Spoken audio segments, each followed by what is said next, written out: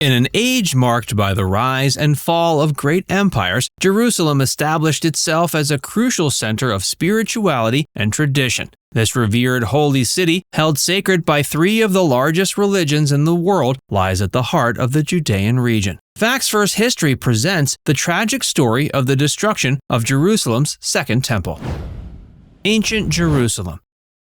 As we step back into the bustling streets of first-century Jerusalem, we're greeted by a city pulsating with cultural richness and religious fervor. It was more than just a city, it was the heartbeat of spiritual life, and a melting pot of various faiths and traditions. It was a vibrant mosaic of different communities, from native Jews to Greeks and Romans, each contributing to a robust and dynamic society. It was a time when grand structures adorned the city, showcasing the pinnacle of ancient architectural ingenuity. The Second Temple stood proudly at the city's center, serving as a physical and spiritual center where people gathered for worship and reflection. But beneath the surface simmered deeply rooted tensions and unrest. The Roman Empire, a dominating force, maintained a significant presence in Jerusalem, asserting their rule through a network of governance and military might. As the city grew under Roman influence, so did the divide between the rulers and the ruled, fostering resentment and discontent among the native populace. During this period, embers of a new faith were beginning to glow. Christianity, while still in its infancy, was weaving its way into the fabric of Jerusalem's society, with radical new teachings that resonated with many. Central to this emerging moment was Jesus, a figure who garnered a significant following through his novel teachings and ostensibly miraculous actions. Josephus, a historian and military leader who was a contemporary of the first-century Christians, meticulously chronicled these turbulent years, painting a striking picture of the city brimming with complexity and nearing a monumental shift. He once described the city, especially the Second Temple, with great reverence, stating, quote, "The exterior of the building wanted nothing that could astound either mind or eye. For, being covered on all sides with massive plates of gold, the sun was no sooner up than it radiated so fiery a flash that persons straining to look at it were compelled to avert their eyes, as from the solar rays."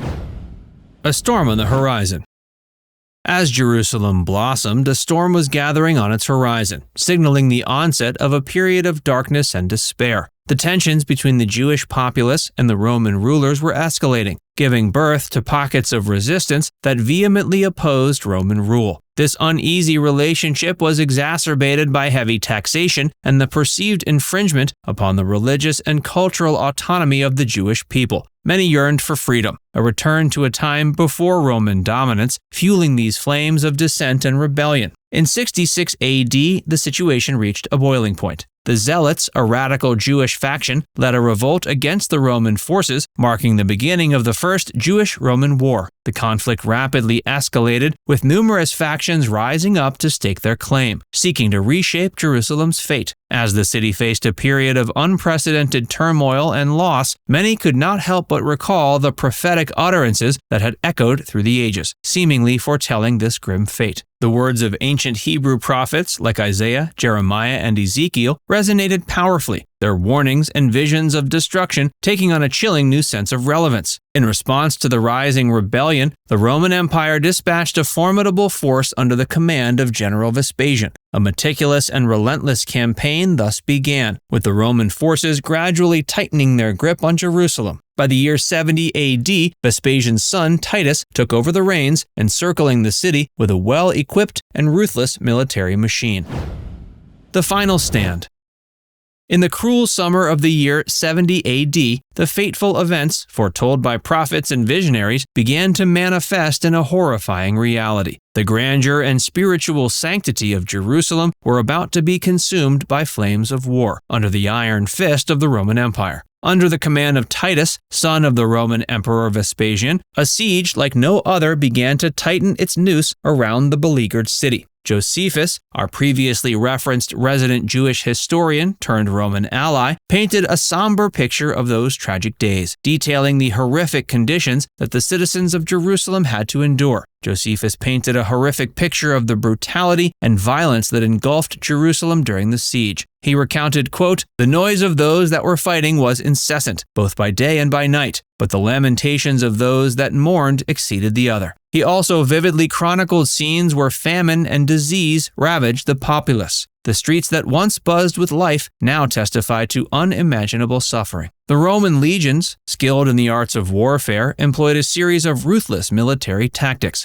Massive siege towers and battering rams were constructed, a testament to Roman engineering prowess and their unwavering determination to breach the mighty walls of Jerusalem. The fierce resistance of the Jewish defenders met them, engaging in bloody hand-to-hand combat, fighting with a ferocity born of desperation and a deep-seated belief in their cause. As days turned into weeks, the defenses began to crumble under the relentless onslaught. One by one, the city's walls were breached, leaving its inhabitants at the mercy of the Roman legions. The Romans showed no mercy, indiscriminately slaughtering thousands, with estimates of the death toll reaching into the hundreds of thousands. On the 9th day of the Jewish month of Av, a day that would be forever etched in the collective memory of the Jewish people, the unimaginable occurred. The sacred Second Temple, a magnificent structure that had long stood as the epicenter of Jewish religious life, was set ablaze. Josephus recounted, "As the flames shot up, the Jews let out a shout of dismay that matched the tragedy. No cry that the flames evoked could have equaled it." The calamities that unfolded during these horrific days were more than just a military conquest. They signified the shattering of a people's spirit, a dark illustration of the savagery and disastrous aftermath of war.